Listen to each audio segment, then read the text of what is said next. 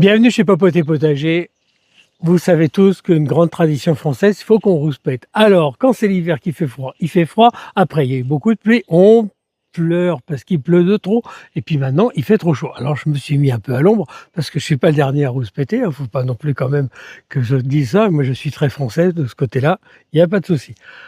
Qu'est-ce qui se passe au potager? Là, on est à la fin du mois d'avril. C'est l'effervescence. On en a de partout. Le potager commence à pousser. On voit tout qui sort.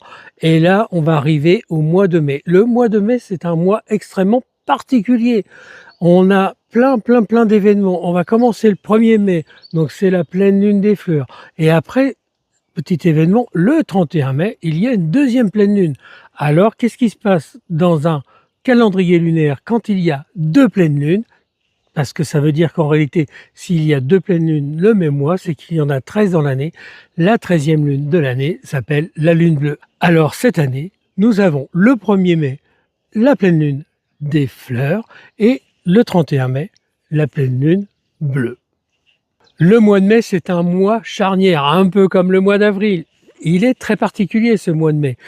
Ça nous permet, c'est un mois où on peut rattraper les petites erreurs qu'on a faites. Ben nous aussi, ça nous arrive.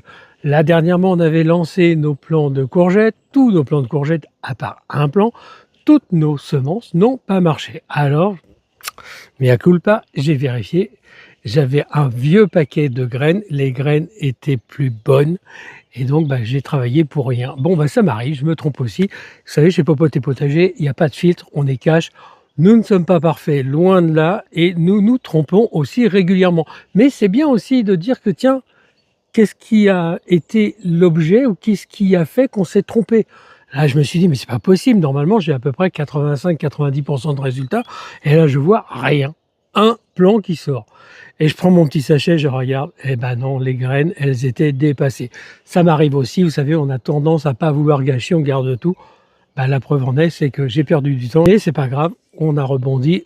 C'est reparti, ça commence juste à sortir. Il n'y a pas de souci, le mois de mai, c'est vraiment le mois où on fait ce qui nous plaît. Le mois de mai, c'est aussi un mois très particulier. Alors, il y a les fameuses Saintes Glaces, le 11, le 12 et le 13 mai. Il y a toujours une polémique là-dessus. Il y a ceux qui disent non, ça n'existe plus. La France est très partagée en matière de climat. Il y a une partie du climat qui est très chaud. Effectivement, on peut planter des tomates déjà dès le mois d'avril en extérieur quand on est sur le bassin méditerranéen. Mais l'année dernière, j'ai pris soin de regarder, même après les Saintes Glaces, il y a eu des événements de gel qui se sont passés un peu partout en France. Alors méfiez-vous quand vous êtes dans des climats tempérés. Les Saintes Glaces, c'est pas là par hasard et il y a toujours un petit risque. Qu'est-ce qu'on risque? Juste de perdre les plants qu'on a plantés, hein, donc c'est pas grand-chose. Ah oui, vous n'êtes peut-être pas d'accord avec moi? Non, je comprends.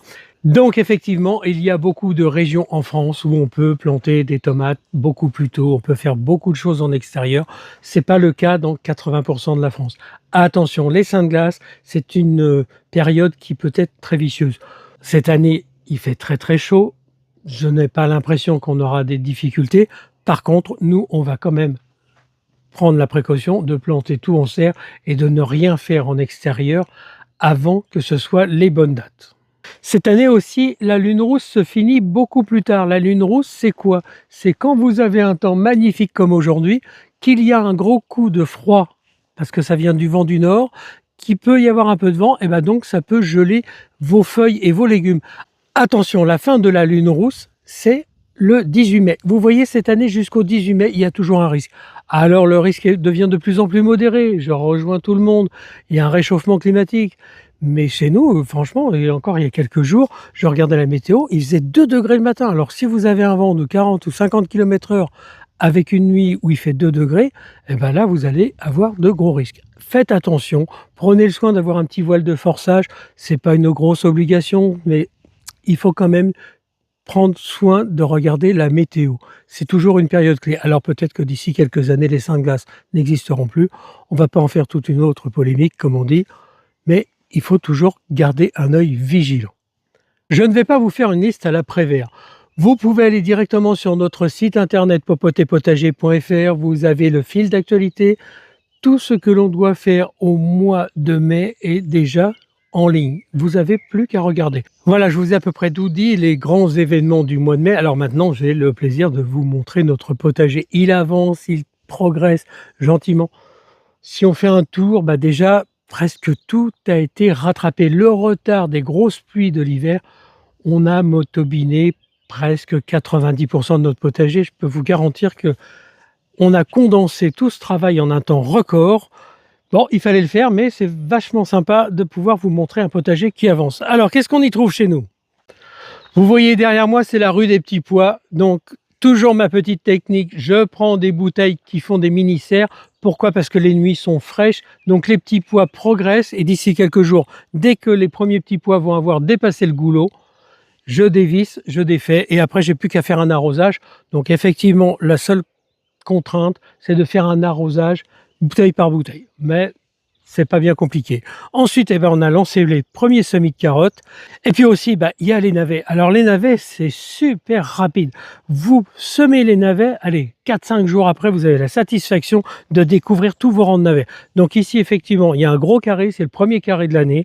Donc cette année, pour l'année 2026, chez Popote et Potager, on s'est dit, on ne fait pas d'aventure, on ne découvre pas de nouveaux légumes, on reste dans du concret, on fait de l'alimentaire, on est un petit peu comme tout le monde. On se dit que les histoires qu'il y a partout autour de nous nous inspirent à se dire, bon, restons pragmatiques et ne nous écartons pas de notre sujet principal. Et donc ici, vous voyez, c'est les 3 premiers carrés de radis. Donc il y a 3 variétés, il y a les flamboyants, il y a les 18 jours et les saxa. Ça, c'est un peu pour vous donner des références. Et puis ici, même si ça se voit pas, il y a les haricots verts, on a les épinards qui sont plantés, on a du mesclun qui est planté. De l'autre côté, on a les fraisiers. Alors les fraisiers, on a failli manger les premières fraises, donc on a des râteaux-pieds, donc ça s'appelle les campagnols aussi. Ils viennent se régaler à notre place, donc on va être obligé de mettre des tapettes ou de mettre des pièges. On va essayer de réguler pour avoir aussi une consommation normale. On n'est jamais contre que les animaux viennent un peu picorer, mais là, même les fraises vertes, elles sont dévorées. Derrière moi, vous avez le carré des oignons et des échalotes. Les échalotes sont parties à une vitesse grand V. Les oignons, ils travaillent doucement. Donc on va être peut-être obligé de les arroser parce qu'il fait vraiment très sec. Bon, vous voyez, c'est quand même un peu atypique. On se plaint d'avoir eu beaucoup d'eau et puis maintenant, il va falloir arroser. Donc on va se plaindre d'arroser. Bon, après, il arrive un moment ou un autre, il faut savoir ce qu'on veut. Et puis ici, c'est le carré qui est préparé. C'est pour recevoir toutes nos courges et nos courgettes. Alors effectivement, nous les semons tous ensemble. Pourquoi? Parce que nous ne récoltons pas nos graines de nos cucurbitacées. Parce que si on les met tous ensemble, il y a toujours un risque d'hybridation. Mais par contre, si on arrive et qu'on met les plants qui sont déjà de bonne taille, il n'y a pas de problème. Ça fait plusieurs années que je fonctionne comme ça et ça marche très bien. Et puis après, il y a l'autre serre qui est en attente. Elle, c'est pour tous les légumes d'été. Alors cette année, ça va être une serre remplie d'aubergines, remplie de poivrons, de concombres, de melons, de pastèques. On a fait le plein, on a envie d'avoir beaucoup de sucre pour cet hiver. On a envie d'être très câlin parce qu'on se dit que l'hiver va être peut-être un peu plus long que cette année. On a aussi les premiers artichauts de l'année. Vous les voyez, ce sont nos vieux pieds qui ont déjà 3-4 ans. Les premiers artichauts arrivent, on va se régaler d'ici 2-3 semaines. Et puis, je crois que c'est à partir du 18 mai ou du 19 mai, on va replanter des nouveaux pieds. Parce que si vous nous avez suivis, au mois de mars, je vous avais dit de faire des rejetons, des œilletons, on les a récupérés. On les a dans le potager, on a 2 magnifiques pieds qui sont préparés. Il y a un violet de Provence et il y a un breton. Donc déjà, un pied de plus par variété tous les ans, je vous promets que ça fait déjà des beaux résultats. Derrière moi, vous voyez, il y a les pommes de terre qui sortent. Alors, on en a parlé, je vous ai dit d'un ton moqueur la dernière fois que Sandrine faisait des pommes de terre sur gazon. Moi, je fais mes pommes de terre traditionnelles. Si je regarde bien, 100% de réussite. Là-bas, pour l'instant, vous savez ce que c'est 0 plus 0? Voilà, donc je suis en train de bien de me marrer. Mais ça peut venir, sait-on jamais. J'ai pas dit mon dernier mot. Elle n'a pas dit son dernier mot, comme me dit Sandrine. C'est très bien. Bon, pour l'instant, moi, je reste très traditionnel. Peut-être un peu plan-plan, peut-être un peu pépère, parce que j'aime bien quand on se moque de moi. Mais en attendant, je sais faire ce que je sais faire et je le fais plutôt bien.